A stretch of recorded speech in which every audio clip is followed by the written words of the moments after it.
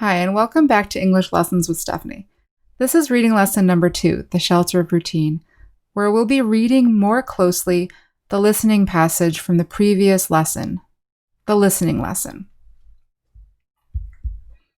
In this lesson, we'll start with some pre-reading, discussing what we think we're going to read about.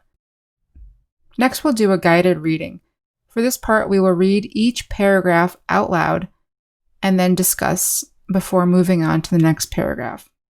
For this part, you can practice reading out loud by pausing the video first, and then reading out loud, and then pressing play and listening to the passage as it's read. Throughout this reading, we will use the GASP method of guessing about meanings, answering questions, summarizing, and predicting. Let's begin. First, we want to think about what we're going to read about. Let's start by looking at the title of this piece, The Shelter of Routine. Shelter can be a noun or a verb, but we can see here because of the in the beginning that this is a noun.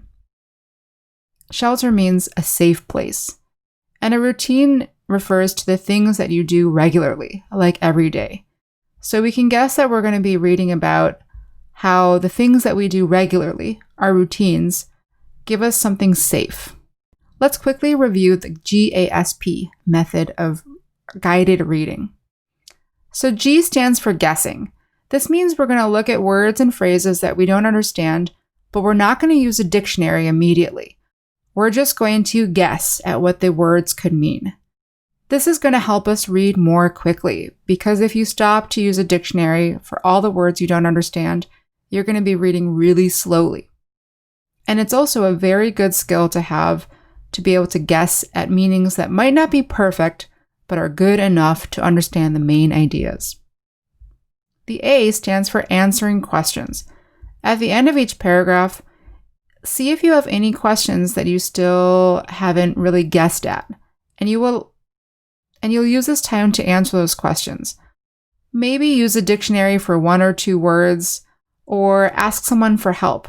If you have someone nearby or a friend, a family member, maybe they might be able to help you. The S stands for summarize. Summarize means the main idea. It's important to think about what was the big idea of this paragraph before you move on. And finally, the P stands for predict. This is where you're going to guess what will happen in the next paragraph, and this will help you to prepare for what you're about to read. Let's begin with the reading, The Shelter of Routine. So remember, if you want to practice reading out loud, you can pause the video here, read out loud, and then listen.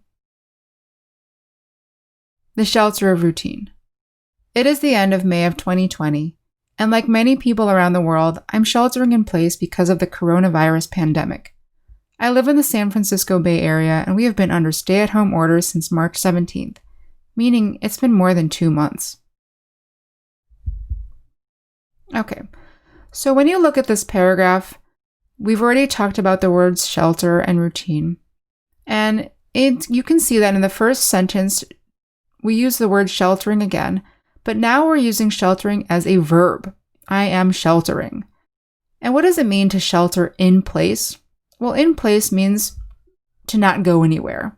So a lot of people are not going anywhere right now.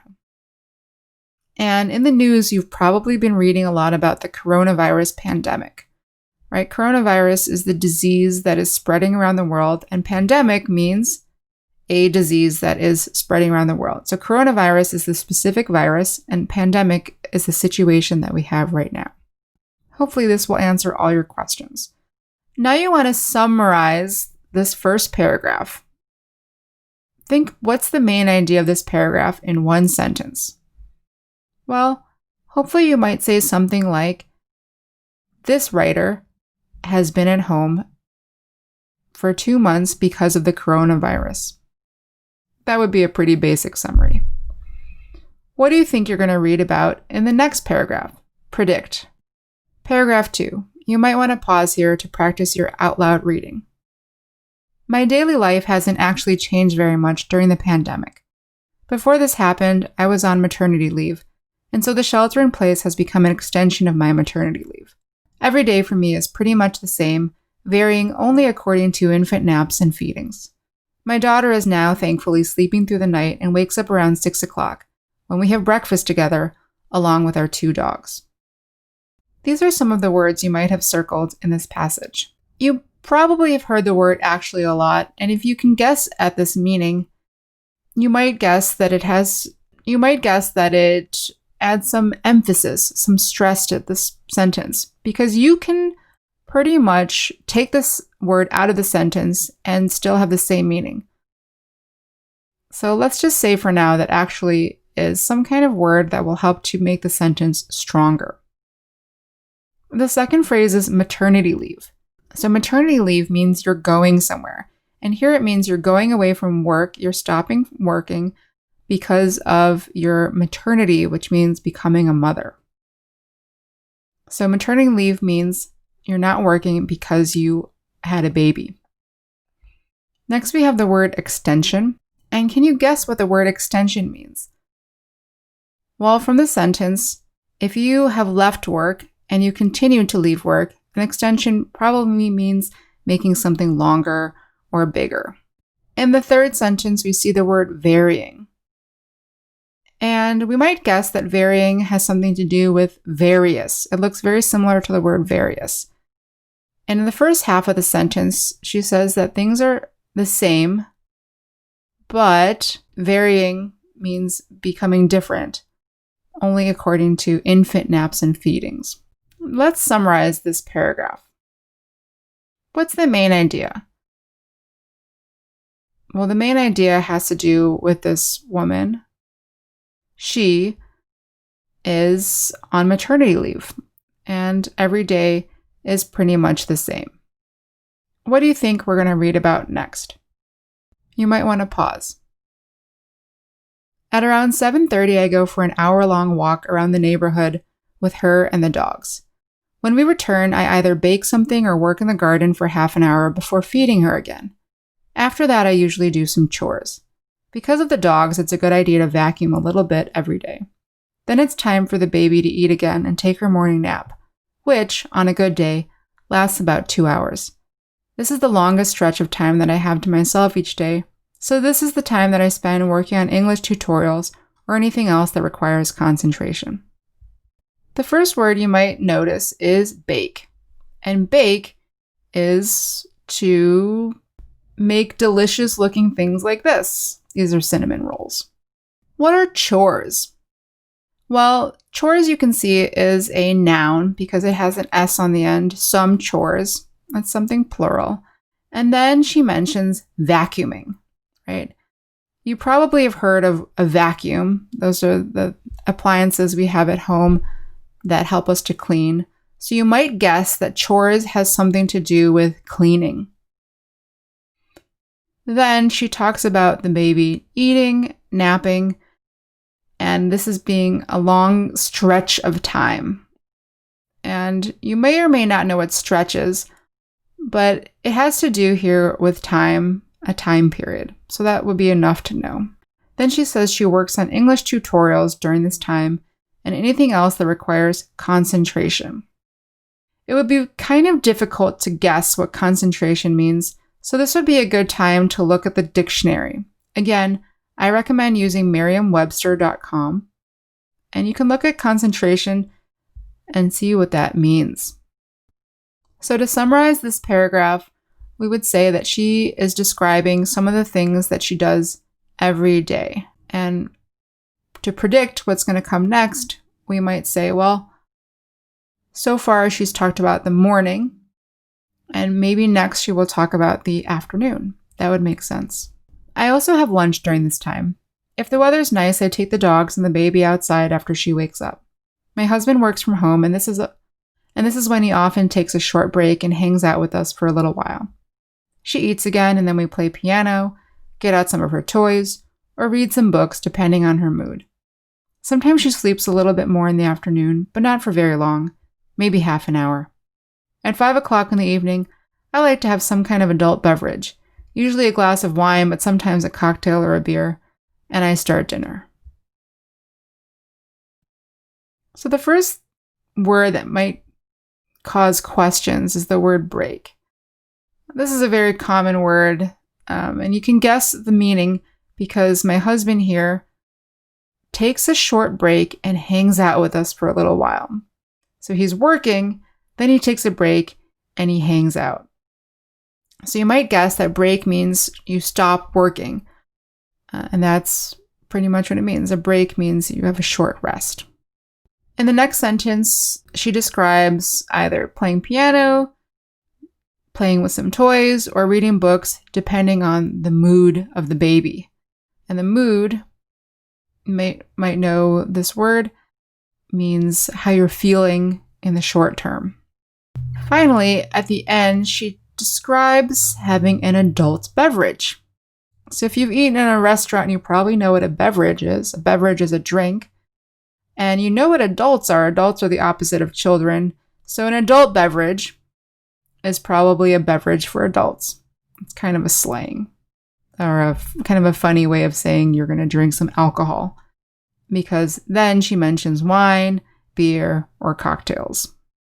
And if you don't know what a cocktail is, maybe you're younger or you don't like to go to bars, you can just guess that a cocktail is a type of alcohol. Or not a type of alcohol, but a kind of alcoholic drink, an alcoholic beverage. So to summarize here, now in this paragraph, she's talking about her routine that happens in the afternoon and in the evening, or in the afternoon.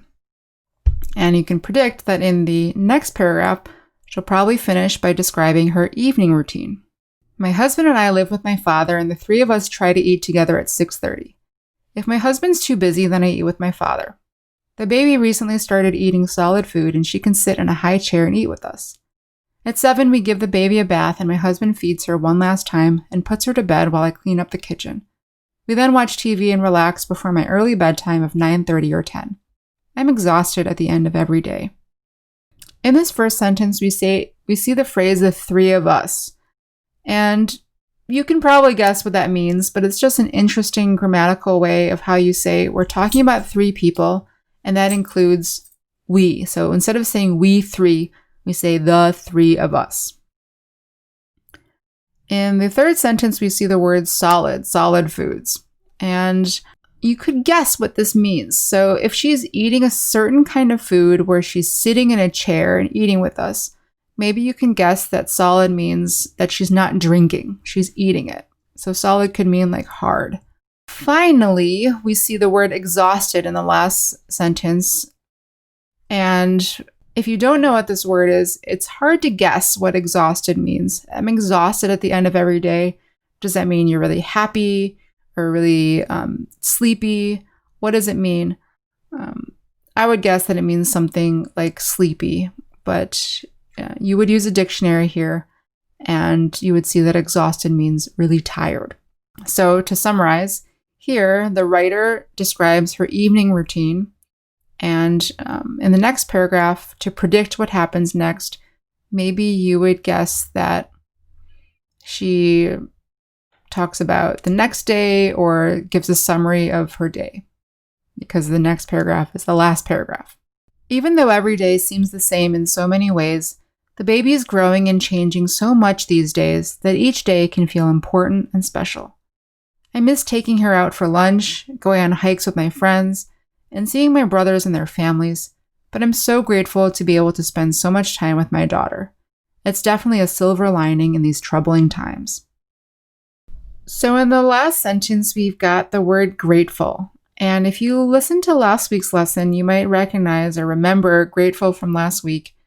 And if you can remember what that means, that's a good review. But otherwise, you can just guess here that grateful is happy. She's happy to be spending so much time with her daughter.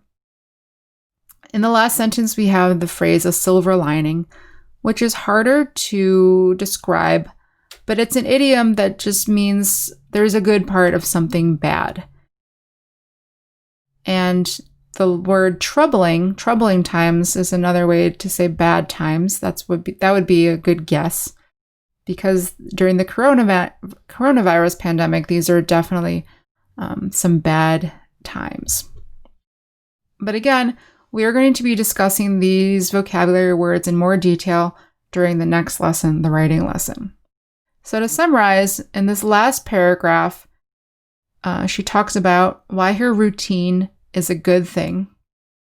And there's nothing left to predict because that's the last paragraph. So to review, you want to summarize what you've read for yourself. Go back and review any parts that you're still confused about. Look up the words that you still don't understand in a dictionary. And here I recommend Merriam-Webster.com.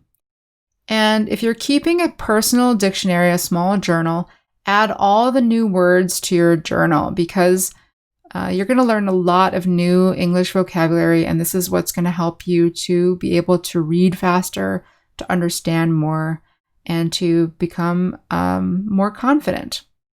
So I hope you'll continue with this week's writing and speaking lessons, and thanks for joining us.